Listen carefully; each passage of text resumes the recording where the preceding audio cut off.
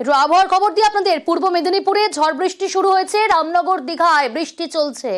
50 থেকে 60 কিলোমিটার বেগে ঝোড়ো হাওয়ার সতর্কতা। পূর্ব মেদিনীপুরে ঝড় বৃষ্টি, রামনগর দীঘায় বৃষ্টি শুরু হয়েছে। 50 থেকে 60 কিলোমিটার বেগে ঝোড়ো হাওয়া। দুটি ছবি আমরা দেখাচ্ছি, একদিকে দীঘার ছবি, অপরদিকে রামনগরের ছবি। 2 বছরে কোটি কোটি টাকার সম্পত্তি। বিজেপি নেতা জগন্নাথ চট্টোপাধ্যায়ের বিরুদ্ধে আর্থিক জালিয়াতির অভিযোগ। নালিশ গেল দলের কেন্দ্রীয় নেতৃত্বের কাছে। অভিযোগকারী বিজেপিরই এক কর্মী, আর এ নিয়ে মুখ খুলতে নারাজ জগন্নাথ চট্টোপাধ্যায়। অভিযোগের তদন্ত হোক বলছেন রাজ্য বিজেপির প্রধান মুখপাত্র শ্রমিক ভট্টাচার্য। এ নিয়ে বিজেপিকে কটাক্ষ করেছে তৃণমূল কংগ্রেস।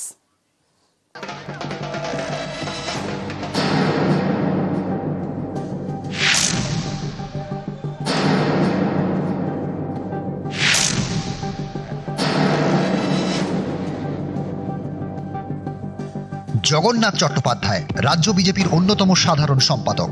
তার বিরুদ্ধে কোটি কোটি টাকার দুর্নীতির অভিযোগ, দলের টাকা 9-6-এর অভিযোগ। এ নিয়ে দিল্লিতে দলের কেন্দ্রীয় নেতৃত্বের কাছে নালিশ করেছেন বিজেপি কর্মী অজয় মুখোপাধ্যায়। তার অভিযোগ, মাত্র 2 বছরে জগন্নাথ চট্টোপাধ্যায়ের আত্মীয়দের নামে বিপুল সম্পত্তি কেনা হয়েছে। এ সবই হয়েছে 2023 সালের পর। 2021 সালে বীরভূমের সিউড়ি বিধানসভা কেন্দ্র থেকে বিজেপির টিকিটে লড়েন জগন্নাথ চট্টোপাধ্যায়। এরপরে 2023 সাল থেকে তার মা, বাবা, ভাই এবং শালীর নামে কোটি কোটি টাকার সম্পত্তি কেনা হয় বলে অভিযোগ। অথচ এর আগে তাদের কারো এত সম্পত্তি ছিল না। অজয় মুখোপাধ্যায়ের অভিযোগ, শুধু সিউড়িতেই জগন্নাথ চট্টোপাধ্যায়ের মা, বাবা এবং ভাইয়ের নামে বিপুল জমি কেনা হয়, যার বাজার দর প্রায় 2,40,00,000 টাকা। রাজারহাটে তাঁর শালীর নামে প্রায় 2,500 স্কোয়ার ফুটের ফ্ল্যাট কেনা হয় 2023 সালে। গ্যারাজ সহ এই ফ্ল্যাটের দাম প্রায় 4 কোটি টাকা। বিজেপি কর্মীর এও দাবি, দলের টাকা আত্মসাৎ করে এই বিপুল সম্পত্তি করেছেন জগন্নাথ চট্টোপাধ্যায়। রাজ্য বিজেপির অনেক খরচের অনুমোদন করেন তিনি। বিভিন্ন সময়ে খরচ অনুমোদনের বিনিময়ে কমিশন নিয়েছেন। পুরসভা, পঞ্চায়েত ভোট এবং উপনির্বাচনের সময় বড় অঙ্কের টাকা আত্মসাৎ করেছেন। 24-এর লোকসভা ভোটে ভুয়ো বুথ দেখিয়ে 20 লক্ষ টাকা হাতিয়েছেন বলে অভিযোগ। এর আগেও নানা ভোটের সময় ভুয়ো বুথের সংখ্যা দেখিয়ে 4 কোটি টাকা হাতান বলেও দাবি অজয় মুখোপাধ্যায়ের। তার আরও দাবি, বিজেপির গোপন খবর তৃণমূল নেতাদের পাচার করেন জগন্নাথ চট্টোপাধ্যায়। তৃণমূলের নেতাদের সঙ্গে তোলাবাজিতেও তিনি জড়িত। বিজেপির সর্বভারতীয় সভাপতি এবং সাংগঠনিক সাধারণ সম্পাদকের কাছে এসব নালিশ করা হয়েছে। এছাড়া বিজেপির সর্বভারতীয় সাধারণ সম্পাদক সুনীল বানসালের কাছেও গিয়েছে মেল। অভিযোগ জানানো হয়েছে কেন্দ্রীয় স্বরাষ্ট্রমন্ত্রী অমিত শাহকেও।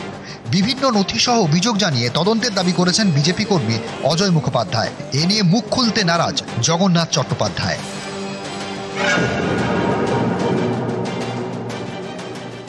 রাজ্য বিজেপির গুরুত্বপূর্ণ পদাধিকারীর বিরুদ্ধে জাতীয় সভাপতি Nadda, national general secretary organisation, home minister এবং জেনারেল সেক্রেটারি সুনীল বানসাল, বিজেপির ভেতর থেকেই একটি মেল পাঠানো হয়েছে। মেল 2023 থেকে 2025, মাত্র এই অল্প সময়টার মধ্যে বিজেপির এক গুরুত্বপূর্ণ নেতা, পদাধিকারী, যিনি বিভিন্ন লোকের পদ দেয়া, টিকিট দেওয়ার সঙ্গে যুক্ত থাকেন, তিনি তার ঘনিষ্ঠ আত্মীয়দের নামে এই বিপুল সম্পত্তি তৈরি করেছেন।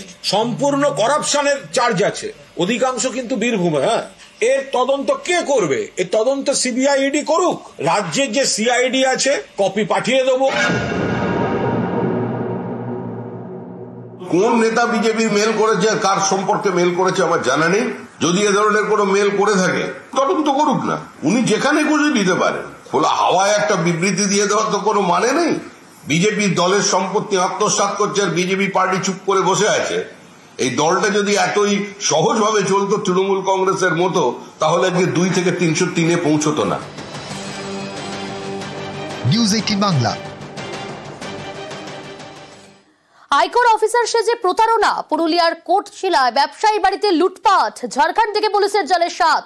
পুরুলিয়ার কোটশিলায় ব্যবসায়ী বাড়িতে হানা, 7.5 লক্ষ টাকা সহ গয়না নিয়ে চম্পট। আয়কর অফিসার সেজে প্রতারণা।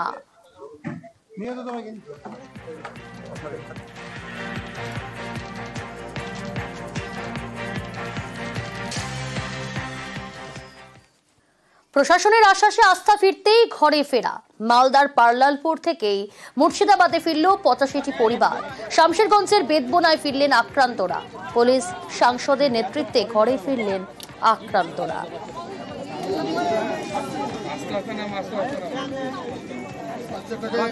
আমাদের বাড়িঘর সব জ্বালিয়ে দিয়েছে, পুড়িয়ে দিয়েছে, ভেঙে দিয়েছে, তার জন্য আমরা পালিয়ে গেছি, আমাদের তেড়ে দিয়েছে, তার জন্য আজকে এলাম। প্রশাসন, হ্যাঁ ভরসা তো আছে। এখন কোথায় থাকবো তো চিন্তা ভাবনা করছি, এখন কোথায় থাকবো, এখন বাড়ি ঘর তো না। হ্যাঁ বলছে কোথায় রাখবে, ছিনতাই করে দিচ্ছে, ভয় দেখিয়া এতগুলাই।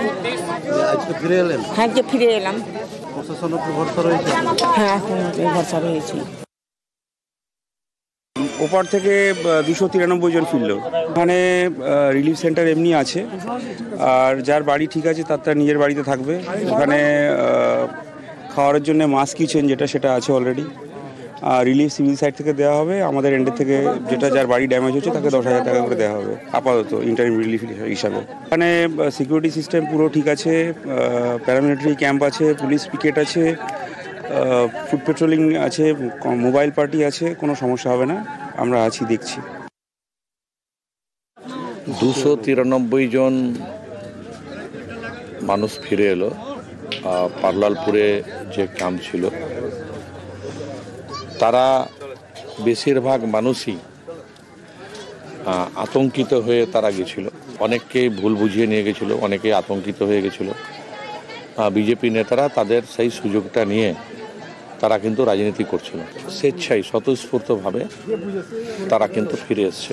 আমাদের ঐক্যের জয় হোক, আমাদের সম্প্রীতির জয় হোক, আমাদের মৈত্রীর জয় হোক, এটাই হোক আমাদের জয়গান। মুর্শিদাবাদে অশান্তি, এলাকা পরিদর্শনের পর প্রশাসনের ভূমিকা নিয়ে প্রশ্ন মহিলা কমিশনের।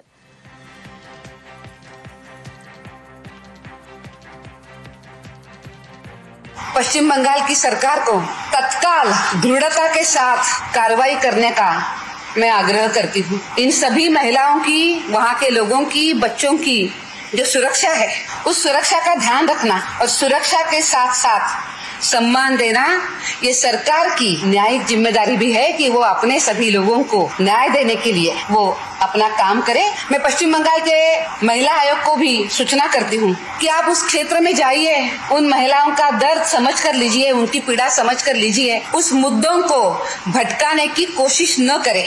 अगर उनसे होता है तो वो उन सभी महिलाओं के बच्चों के साथ जाके खड़े रहे। इस विषय की कोई राजनीति नहीं होनी चाहिए। उन महिलाओं के साथ सरकार कितनी खड़ी रही है, कितने लोग उनको मिलने के लिए गए हैं, उनके सुरक्षा के लिए और उनके सम्मान के लिए क्या कदम उठाए गए हैं। वो लोग कब तक बाहर रहेंगे डर के मारे? डर के बिना अच्छा माहौल उनको कब मिलेगा? পাল্টা জাতীয় মহিলা কমিশনকে দলদাস বলে আক্রমণ তৃণমূল নেতা কুণাল ঘোষের। মহিলা কমিশন, জাতীয় মহিলা কমিশন যারা এসছেন তারা দলদাসের ভূমিকা পালন করছেন। তারা বাংলা ছাড়া কোথাও যান না, বাংলায় রাজনীতি করতে পাঠানো হয়, কারণ বাংলায় এসে বাংলার বদনাম করলে রাজ্যসভায় টিকিট দিয়ে তাদের প্রাইজ দেওয়া হয়। রেখা শর্মার ক্ষেত্রে আমরা এসব দেখেছি। যখন মণিপুরে হয়, যখন অন্য রাজ্যে হয়, উত্তরপ্রদেশে হয় নারী নির্যাতন, তখন যান না। এই নিয়ে কোনো রাজনীতি করে কুৎসা করে লাভ নেই। এই জাতীয় মহিলা কমিশন এরা পলিটিক্যাল অ্যাসাইনমেন্টে এসছে, এদের কাজ ওখানে যাও, মিথ্যা কথা সাজাও, সাদা কাগজে সই করাও, কুৎসা করো, তাহলে তোমাদের রেখা শর্মার মতো রাজ্যসভায় পাঠাবো, অমুক জায়গায় পাঠাবো, এই করতে এখানে এসছে। ওদের